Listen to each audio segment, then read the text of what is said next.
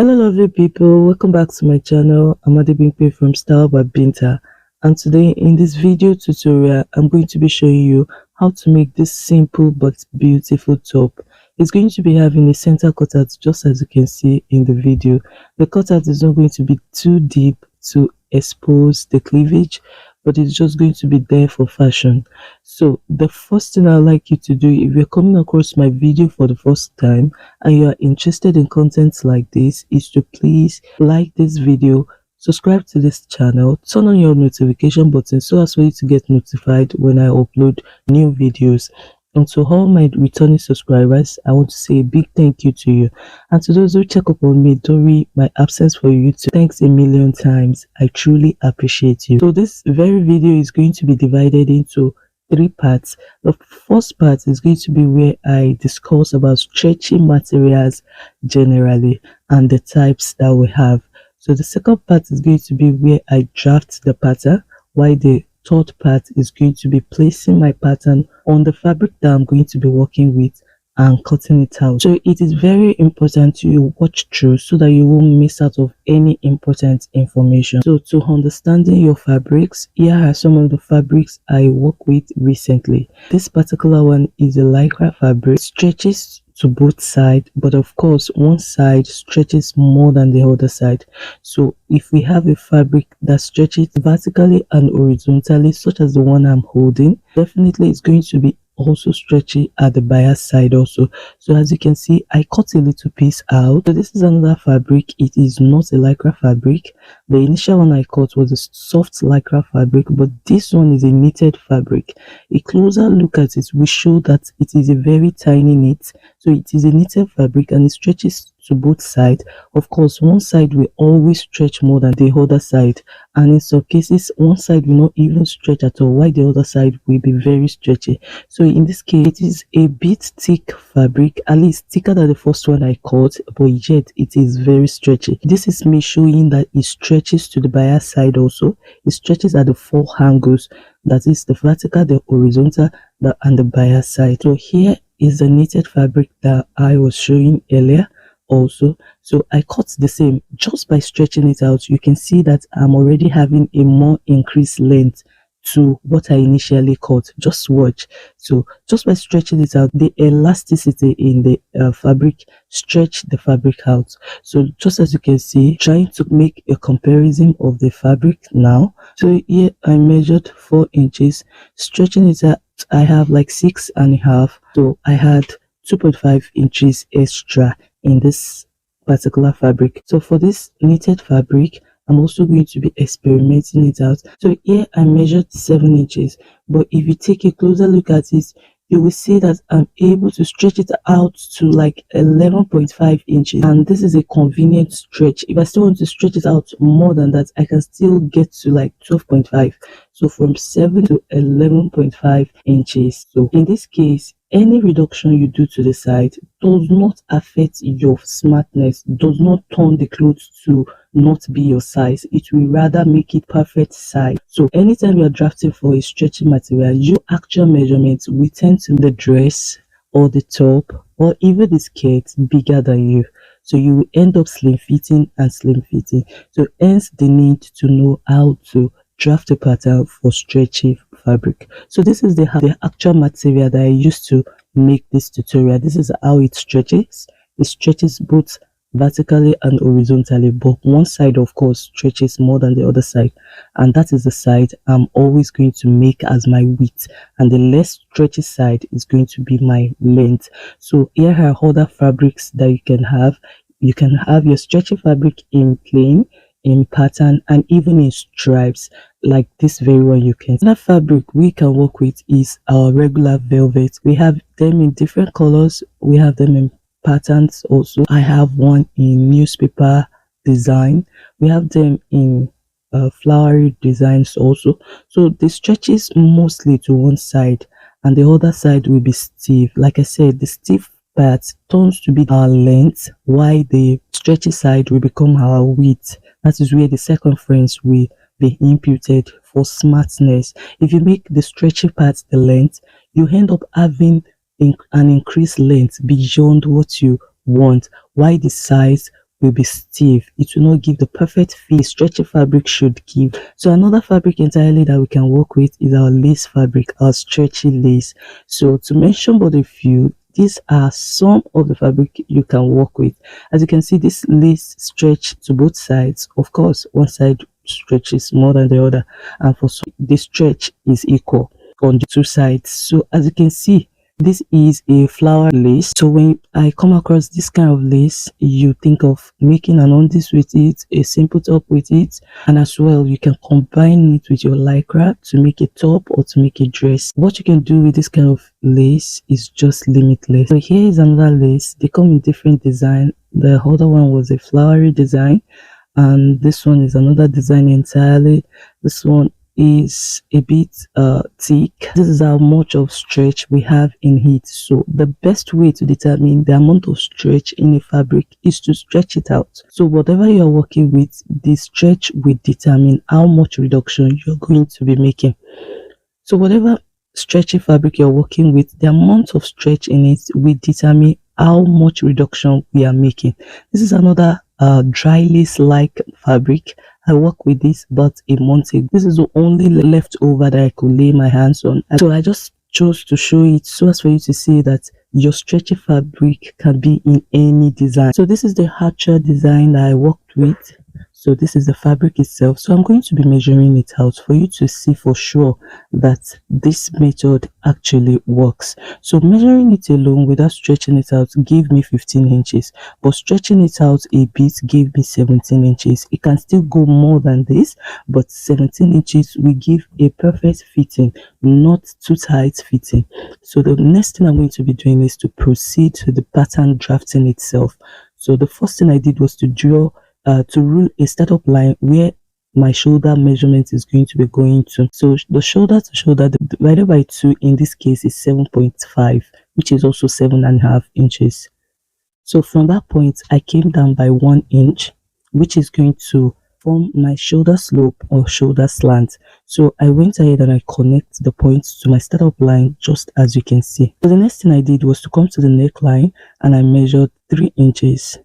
And I make a point there also. So the next thing I did was to connect the point to where my shoulder slope point is also. So the next thing I did was to draw the armhole depth. So here I'm working with 7 inches. Regularly I would have been working with like 7.5 or 8 inches, but in this case I'm going to be working with 7 inches because I don't want the armhole part to be saggy. I want it as smart as what you saw in the video at the start. So I make a point there and I ruled a straight line on it.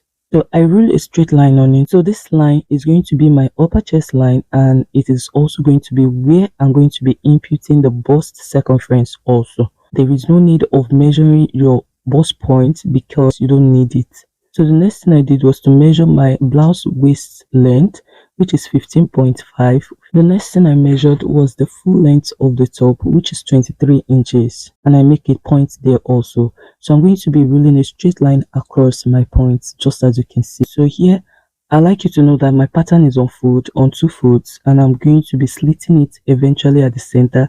So I'm drafting this pattern at once for both the front and the back. So the next thing I did was to add 1.5 inches. You can do 2 inches. I added 1.5 inches, which is going to be for my fold or hem allowance. So I also rule a straight line on, just as you can see. So the next thing I did was I came to the shoulder line, the armhole side, and I measured my shoulder to shoulder again on my upper chest line. This is just to get a straight line down from that shoulder line to the upper chest line. So I'm going to be ruling a straight line there. The point is not so bold because I don't want the point to end up confusing when I impute my bust circumference there. So I went ahead and I ruled a straight line there. So the next thing I did was to label my lines for clarity. So the first line is my shoulder line. The next line is the upper chest line or my bust line in this case, followed by the blouse waistline. Then so the next line is going to be my full length blouse length line. Then the last line is going to be my hem line.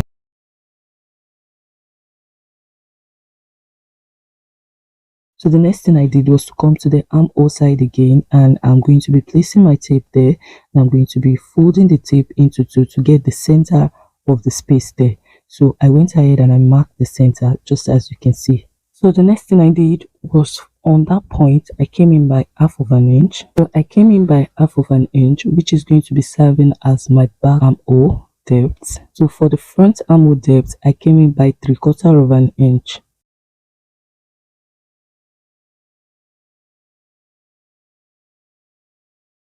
With a straight ruler, I connected to the shoulder slope line. So the next thing I did was to take a armhole curve. You can also use your free hand to draw this out. So I took my armhole curve and I curved it out just as you can see. This is what I have for the back armhole. Then from the front armhole, I'm going to be repeating the same steps. So I'm going to be connecting to the shoulder slope line with a straight ruler, and then I'm going to be using the armhole curve to blend it to the upper chest line just as you can see. So the first line is going to be for the back armhole, while the second line is going to be for the front armhole. So the next thing I'm just going to be doing is to impute my circumference there.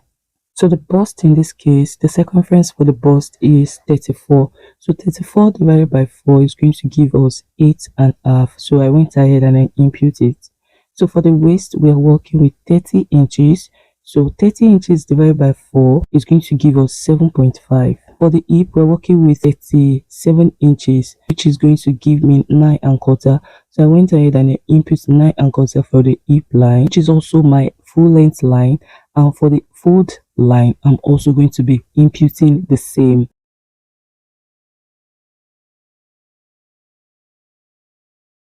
So the next thing I did was to connect my points together to form the shape at the side. So the next thing I'm going to be doing is to work on my neckline and the center cutout that we have there. So for the neckline for the back, I'm working with the depth of 1 inch. So I connected the 1 inch point depth with the 3-inch width, just as you are. While for the front neckline, I'm working with the depth of 3 inches also. So I have the depth of 3 inches by the width of 3 inches also. So on the 3 inches depth also, I connected it to my 3 inches width.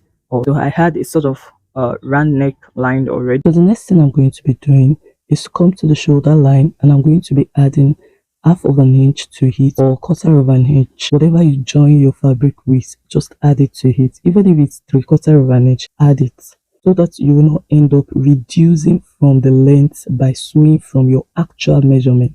So I added my stitch allowance that I work with to it. So this is what I have. So this is the end of our pattern drafting for a regular fabric. For a regular fabric also, you'll be considering having a zip at the back, but in this case we are not having a zip at the back at all, because it is a stretchy fabric. So no zip at the back and no sewing allowance at the sides. Rather, I'm going to be subtracting 1 from the side, which is going to help the fabric to be firm to the body instead of being loose, except you're looking for a loose fitted top. So the next thing I did was to connect my new points together. I reduced 1 inch from the bust line, which is also the upper chest line, from the waistline, from the hip line, and also from the hem line. So I went ahead and I connected the points together just as you can. So since the fabric is eventually going to be on 4 folds, 1 inch reduction from one side is going to mean 4 inches reduction in all. So for the bust that I have, that's 4 inches as the circumference, I'm eventually going to be left with 30 inches, and it is from these 30 inches that I'm still going to be sewing from, which means I'm going to be having way more reduced than 30 inches. So at this armhole line, I'm having some shortage at the cut. So the next thing I'm going to be doing is to blend it out a bit, just as you see me do. So if you're not so used to working with stretchy fabric and you want to try this out, I highly recommend you leave your fabric at the side, especially if you're not so confident about this method. Leave the measurement as your actual measurement, then sew it out. Whatever you have, you will see for yourself, then you can proceed to slim fitting. So the next thing I did was to proceed to cut it out. So I'm going to be following the back pattern in my first cut out. So I'm going to be cutting from the back neckline and also from the back armhole line, just as you can see. So I'm following the reduced side, not the actual measurement side, not the actual circumference side. So I went ahead and I cut it out, just as you can see. Also, for this fold allowance part, you may be considering folding it up before cutting it out if you're working with a stiff fabric like your Ankara fabric. But in this case, like I said, you don't need all those. The fabric will stretch out. So this is what I have after cutting it out. So the next thing I did was to slit the pattern to two from the center, so as for the back pattern to be separated from the front pattern. So this is the back pattern, so I'm going to be keeping it aside and I'm going to be proceeding with my front pattern. The first thing I'm going to be doing is to cut out the neckline and the armhole for the front pattern. So the next thing I'm going to be doing is to measure the length I want for the center cutout. So I'm going to be placing my tape from the actual shoulder line, not the stitch allowance, and I'm going to be measuring 5 inches, just as you can see. So the next thing I did was to rule a straight line on the 5 inches point, just as you can see. So the next thing I'm going to be doing is to measure 3 inches. So I want this center cutout to be the same width with my neckline. So the next thing I did was to measure ½ inch to the neckline part and also to the bodies of the pattern part, just as you can see. So I went ahead and I wrote a slanted line towards the 3 inches I earlier measured, just as you can see. So this is what I have, but I don't want this edge to be this pointy, so I'm going to be blending it in such a way that it's not pointy. So this is what I have. So the next thing I'm going to be doing is to cut it out, just as you can see. The reason why I don't want this edge to be pointy is because it's easier to stitch on when it is not pointy than when it is pointy. So here is my front pattern and I can work with it anytime. I can increase the size for a bigger size. I can use this exactly for. So here is my front pattern and here is the back pattern. All I have to do is to place it on my fabric and cut it out. But before I do so, I'm going to be cutting my sleeve also. For my sleeve pattern, the first thing I did was to rule a startup line, just as you can see. So the next thing I did was to rule my length for the sleeve. I'm working with a very short sleeve. So in this case, I'm working with 4.5. So I'm going to be making a point on it and I'm going to be ruling a straight line on it, just as you can see. So the cap's height that I'm going to be working with in this case is 3.5 inches. So I went ahead and I marked the 3.5 inches, just as you can see. So I rule a straight line on it. You can make it cut through to the center of the sleeve and you can make it stop halfway, just as I did here. So on this cap's height, I'm just going to be measuring the biceps of my client. So in this case, I have 5.5 inches, so I mark it out. I come to the full length of the sleeve also and I mark the 5.5 inches also. So the circumference of my client is 11 inches, so 11 inches divided by 2 is 5.5. The reason why I'm not reducing from the biceps is because I'm going to be introducing a band to the biceps, so it's going to be keeping it firm. It is from that band that I'm going to be reducing. So the next thing I did was to rule a slanted line towards the startup line, then to the cap's height, just as you can see. So the next thing I did again was to divide this slanted line by 2. So I make a point there also. Then I came up by ½ an inch, just as you can see, and I make a point there. So the next thing I'm going to be doing is to rule a straight line upwards, just as you can see. So I'm going to be connecting from this center down to the armhole side with a straight ruler. So I'm going to be using a armhole curve to do the other side, and you can use your hand to draw it out. So I went ahead and I make a curve there also, just as you can see. So the next thing I did is the distance between this half to the armhole side. I'm going to be dividing it into 2 again. I folded my tape, just as you can see, to get the center, so I make a point there. So the next thing I did was to come inwards by 1/4 an inch, just as you can see, and make a point there also. So I'm going to be curving it to the center, then from the center to the top, just as you can see. So this is what I have. This line is going to be for my front armhole, while the first one is going to be for my back armhole. The front armhole is deeper than the back armhole, just as we saw from the main bodice also.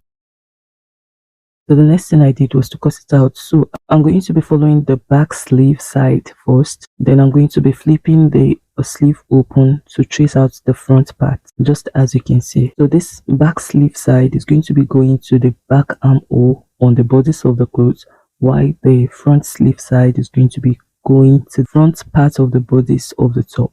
So I'm going to cut out the front sleeve side also. So I'm going to be cutting out this front part of the sleeve, just as you can see. So here comes to the end of the pattern. So the next thing I'm going to be doing is to fold my fabric.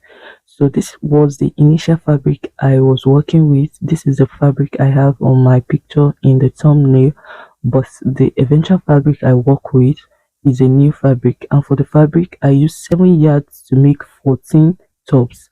So it is advisable you buy a yard and make 2 tops from it than for you to buy half yard and expect to make 1 top for it from it. You may not find it easy to manipulate. So the next thing I did was to fold the fabric into 4 folds, and I placed the back pattern on it, just as you can see. So I'm cutting on 4 folds with the back pattern first.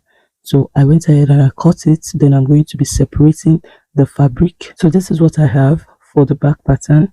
So I cut on 4 folds. So I went ahead and I open it up, remove 2 folds out of the 4 folds. So this 2 folds is going to be for my front pattern, while the one I remove is going to be for the back pattern. So I'm going to be placing the front pattern on it, and I'm going to be cutting out exactly what I have on the pattern on the fabric, just as you can see. So to get the proper cut of the front pattern, all you have to do is to pin it down. So I went ahead and I aligned my pattern to the fabric. I pin it down, then I went ahead to cut it out. I cut from the neck, from the armhole, then from the center cutout, just as you can see. So also for the sleeve, I went ahead and I fold my fabric into 4 folds.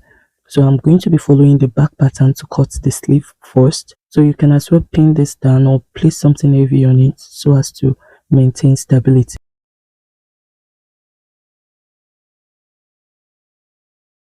So this is what I have. So I went ahead and I opened it up, ensuring that the right side is facing right side.